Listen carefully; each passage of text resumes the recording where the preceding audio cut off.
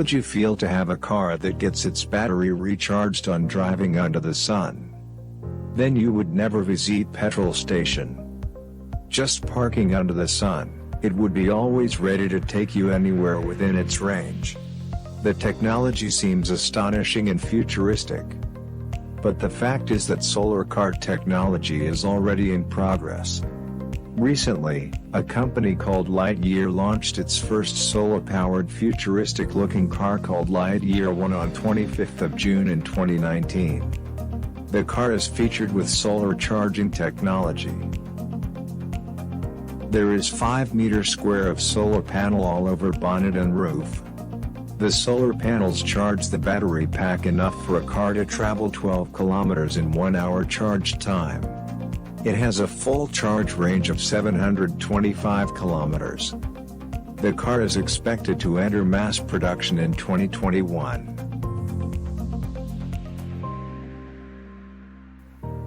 Besides solar charging features, the car is also equipped with 60 kilowatts of fast charging, 22 kilowatts of public charging, and 3.7 kilowatt home charging.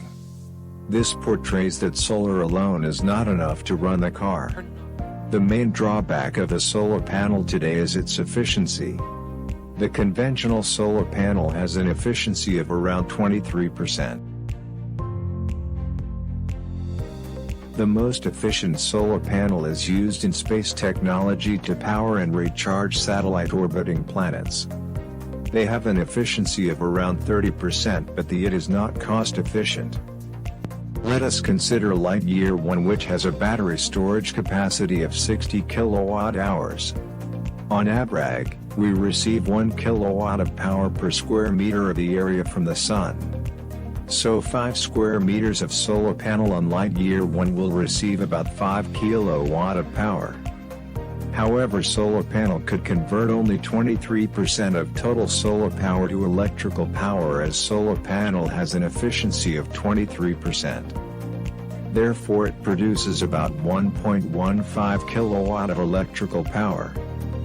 To fully charge a completely drained 60 kilowatt battery in Lightyear 1 would take 52.2 hours under direct sunlight.